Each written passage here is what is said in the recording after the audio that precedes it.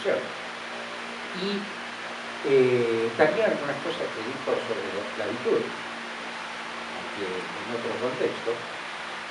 Pero me gustaría, ya voy a llegar a eso, me gustaría tomarme un par de minutos para primero abordar un poco indirectamente la cuestión. En primer lugar, haciendo una especie de declaración de principio muy general, si ustedes quieren, sobre la famosa influencia del marxismo.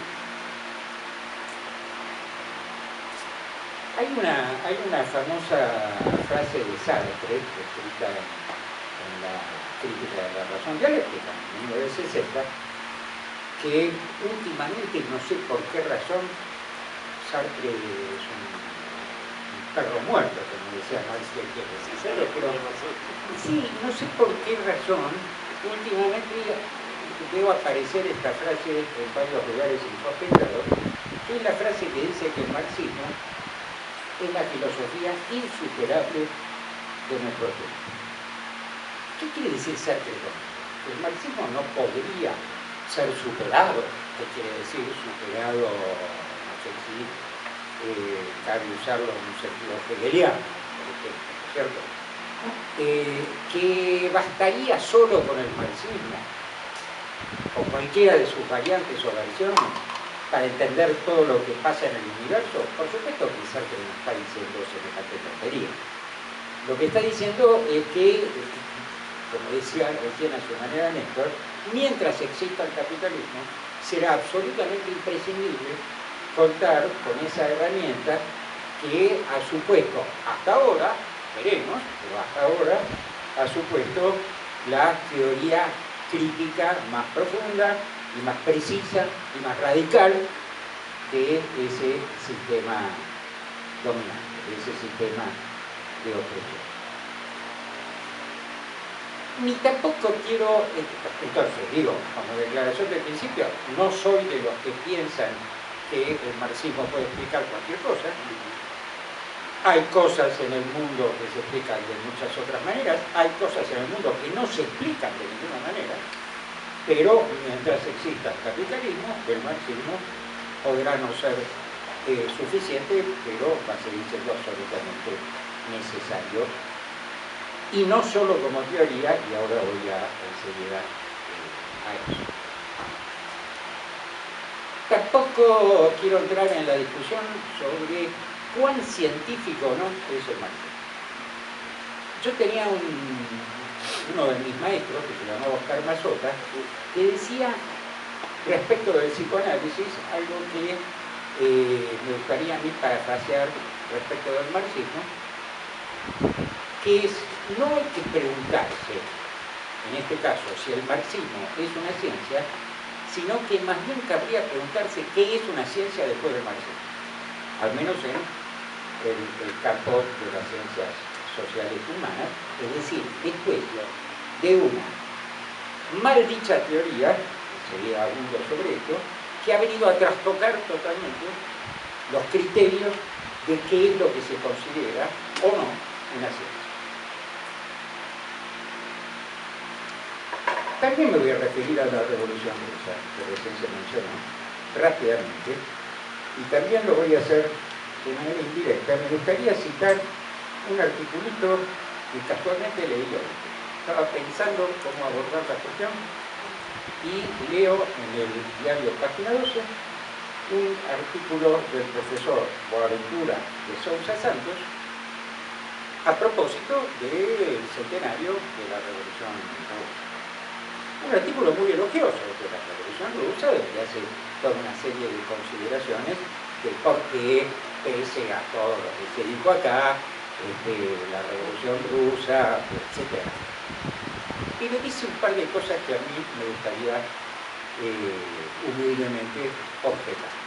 En un momento de su artículo dice, bueno, habla del problema de Stalin, etc. La verdad es que muchos de los debates que la obra de Marx suscitó, dice, durante el siglo XX y fuera de la URSS, fueron una forma indirecta de discutir los méritos y deméritos de la Revolución Rusa.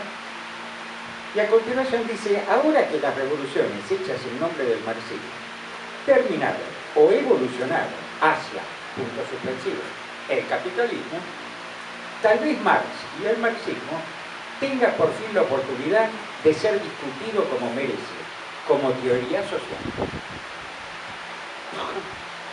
Vean ustedes lo que pasa acá. Estoy seguro de que este buen profesor lo hace con la mejor de las intenciones y quizás no se dé plenamente cuenta de lo que está diciendo. Yo le discutiría dos cosas. Primero, ¿por qué por fin? Hace 32 años que soy profesor universitario y en todas absolutamente mis materias y mis bibliografías está Marx. O sea, no hay ningún problema para dar Marx y marxismo en la universidad. Por lo menos en épocas formalmente o jurídicamente democráticas. O sea, con la dictadura, bueno, no hay ningún problema. El marxismo ya es lo que está diciendo este profesor. Es que el marxismo debería ser una materia académica como cualquier otra. Es decir, está amputándole al marxismo de lo que es esa diferencia específica que nos hace preguntar qué quiere decir ser una ciencia después del marxismo, y es el hecho de que no se trata de una teoría pura. De que en todo caso, perdonen si lo digo de una manera un poco altuseriana, es la teoría de una práctica, donde es absolutamente indiscernible, no otra cosa quiere decir la famosa tesis 11, que tanto se cita muchas veces sin meditarla demasiado, donde Marx de ninguna manera está diciendo que hay que abandonar la interpretación del mundo, la filosofía y todo eso. Lo que está diciendo es que, en primer lugar, que la mejor interpretación es la que deviene de la transformación del mundo. El mundo debe ser transformado para poder ser mejor interpretado. Que, por otra parte, lo que se ha hecho siempre. No es que lo haya inventado Marx esto, sino que él viene a poner los puntos sobre las sillas, a poner en negro sobre blanco algo que se ha hecho siempre, pero que esa autoconciencia, ¿no es cierto?, a la que se refería Néstor, no ha podido reconocer. Y luego dice el profesor, es imposible un consenso sobre si la Revolución Rusa fue un éxito o un fracaso.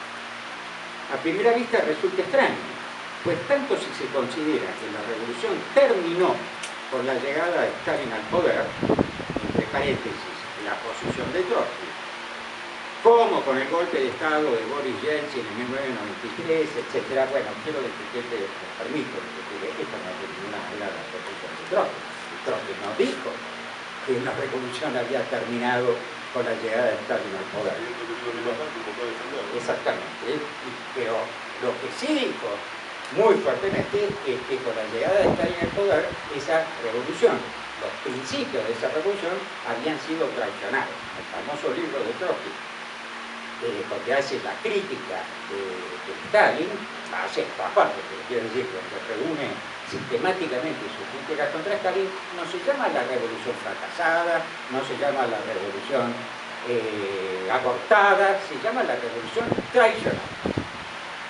Entonces, ¿por qué me interesa destacar todo esto? Porque, bueno, Trotsky decía que esa revolución, en todo caso, había sido desviada, que había que completarla con una revolución política en contra de la burocracia que se había encaramado, ¿no es cierto?, en el poder y había secuestrado la voluntad originaria del proletariado y del pueblo.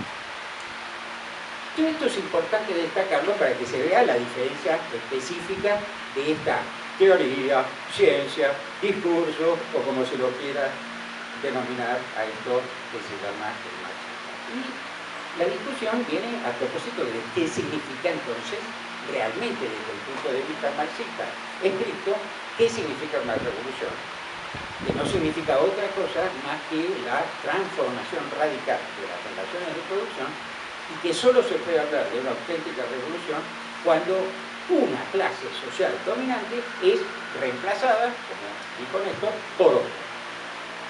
Ahí viene toda la discusión para acercarme, aunque sea un poquito, muy aproximativamente, a las discusiones que del grupo están teniendo ustedes en esta materia. Ahí viene toda la discusión de qué significaron,